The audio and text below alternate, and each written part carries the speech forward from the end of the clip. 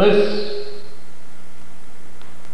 Us is a multi-use word. The word us is only used in Japanese martial arts.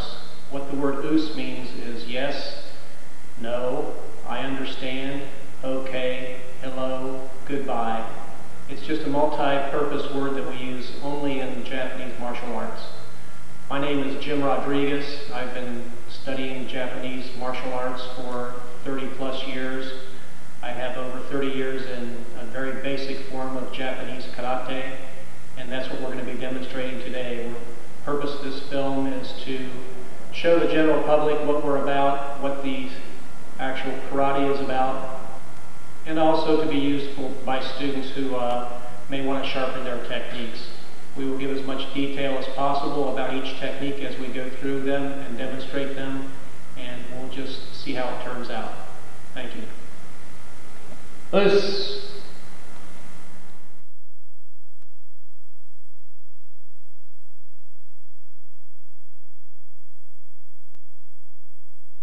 How to make a karate fist. To make a fist, you take your hand, you fold the knuckles over once, you keep them in tight, and you fold it over again, and you put your thumb 1.5 fingers over. That's how you make the basic fist. To find out where you put your fist on your body, turn your hand around, put your arm next to your side, and you find out where the bottom of your elbow is. At that point is where you bring your fist to. And then you put it also midway between your body, so that it's at the bottom of your elbow and it's halfway the length or the width of your body.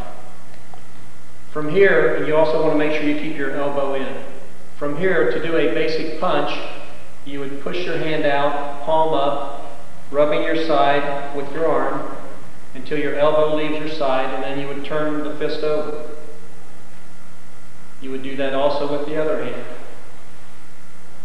It's important that you alternate fists, because by how fast you pull on your one hand, that will determine the speed with which you throw out the other hand. Doing it here in slow motion, it's difficult to see how that operates, but it is very effective. There are many things about the fist that you need to be aware of as you throw the fist. One is, it needs to be straight line here, cannot be what we call a valley, cannot be a mountain. It needs to be straight across. Also need to lead with these two knuckles. Cannot be turned this way and hitting with these two knuckles, because that would do damage to your fist. You need to lead with these two knuckles.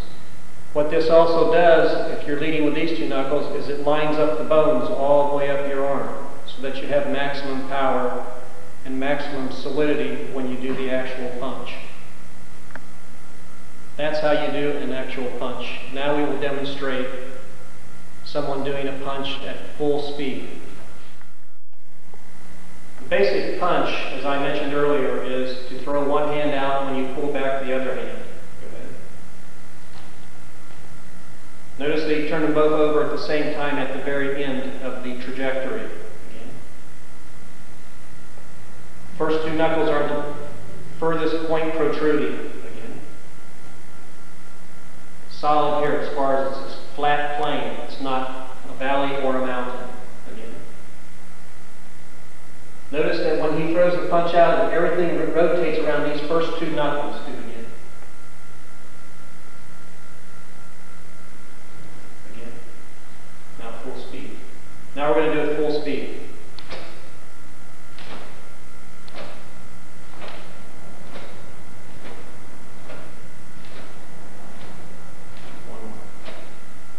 As you can see, it can generate a maximum amount of power at a very small distance.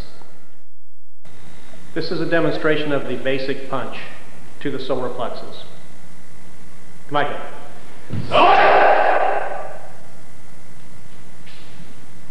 Punching to the solar plexus.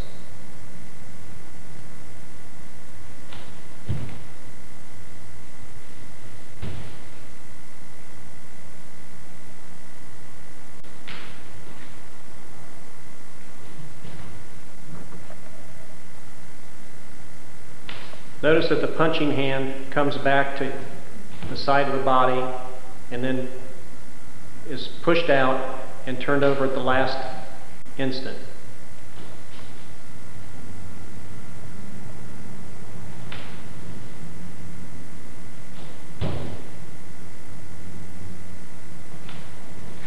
Now take.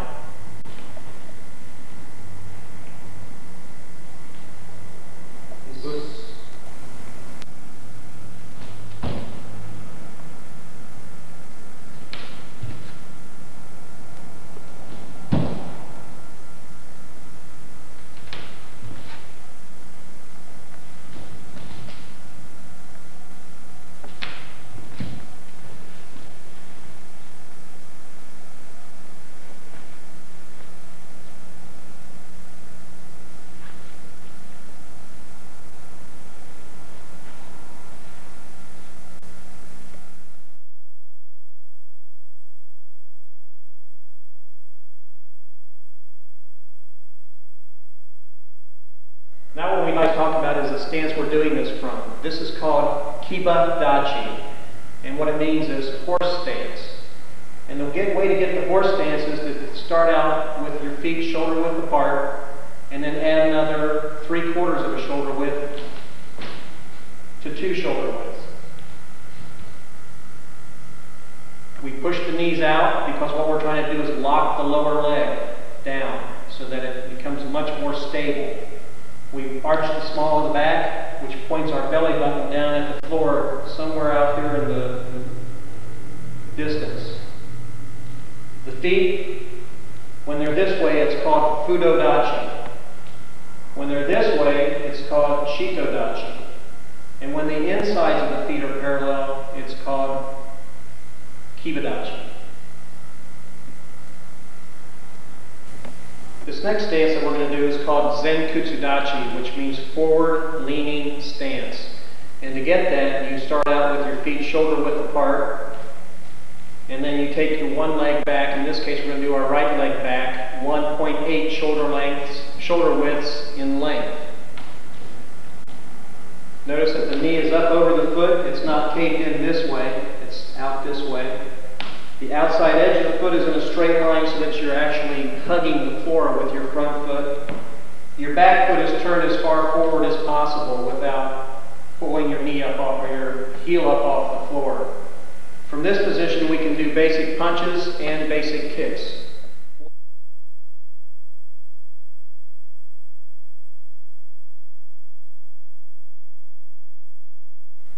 Okay, next we're going to demonstrate some of the basic blocks that we use in the form of karate.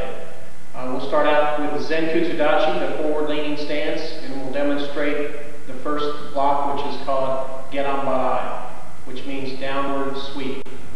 Go ahead. Come on. Notice the ki. Ki means spirit breath. And what that is a way to focus your techniques by putting everything, even your voice, into your techniques. That's a way of focusing. Get on by each. Just do it slowly.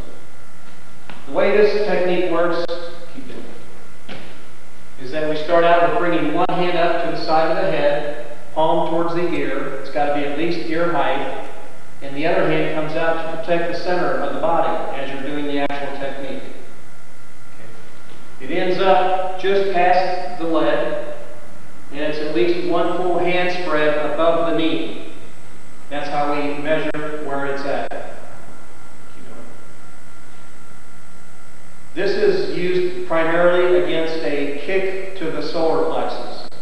It can also be used against a punch, but it's most effective and most intended for a block against a kick.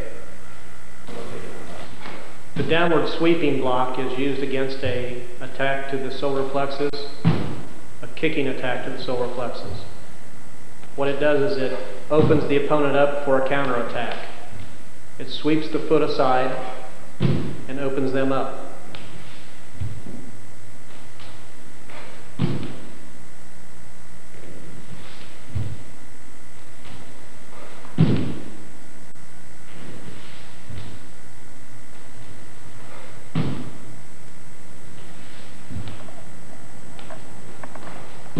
Okay.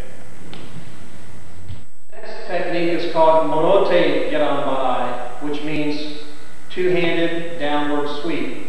It too is intended to be used against a kick to the solar plexus.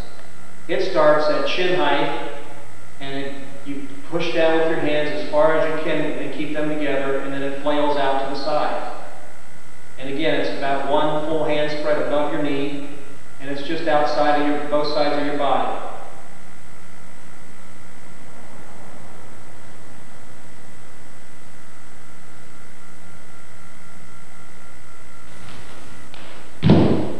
Morote geranbarai, two-handed downward sweep, is used against a kick to the solar plexus.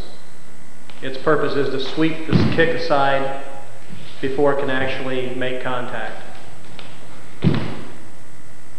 It can sweep the kick to either side depending on which hand reaches it first.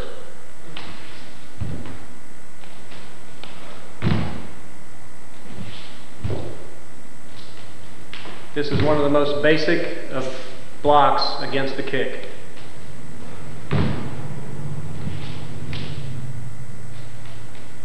The next block I'm going to demonstrate is age uke, rising block. This block starts out from your side, and it goes across your chest, up against your chest, until it gets to chin height with your fist, and then from there it rises upward and outward. Its primary purpose is to block against a punch to the face. Notice the other hand, the opposite hand, keeps coming out to protect the center of the body. You're vulnerable in the middle of a block, so that hand is there to protect you. The striking surface is this part of the wrist right here. It's that bone right below that knob on your wrist. The bone right below that is the blocking surface.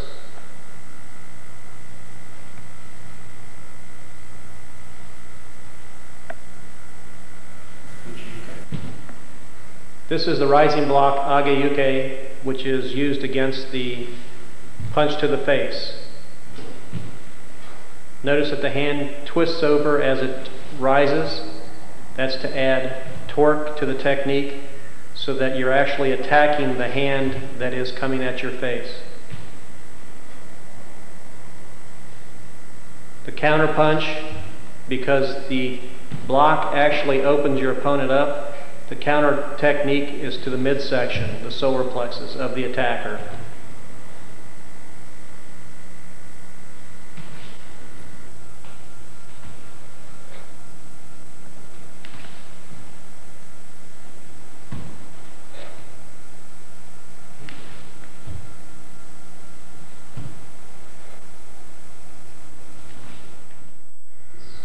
The next block is uke, which means inside block.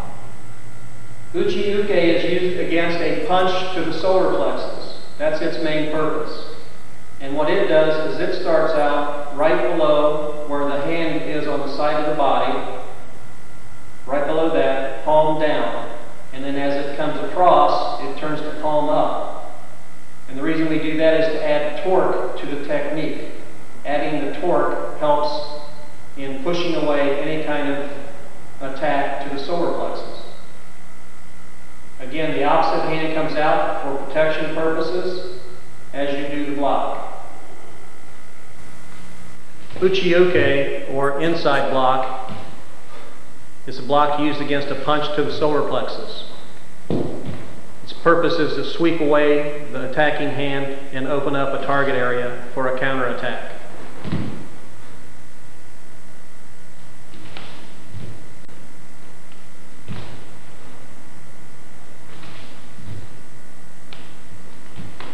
The striking surface is the bones right below the thumb on the blocking hand.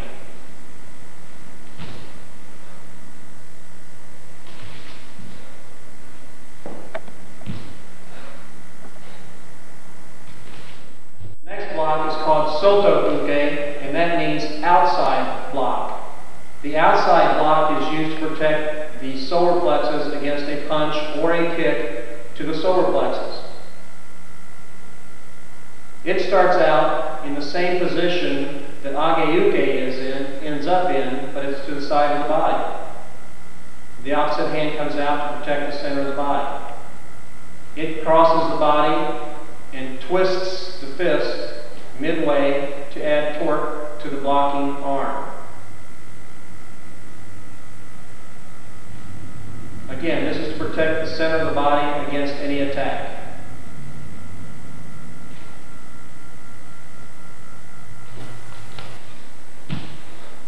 Soto uke, or outside block, is used against any attack to the solar plexus.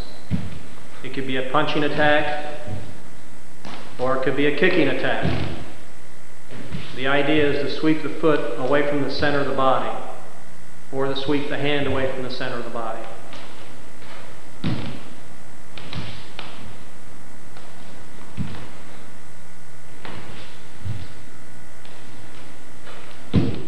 The next block is called Shuto Uke, and it means sword hand block. And it's basically used for protection against a punch to the face. It starts very high above the head and crosses the eyes, turning the hand over as it comes down with the blade of the hand being the leading component. The other hand goes out, again in a protective situation, in a protective stance, since you're in the middle of a block.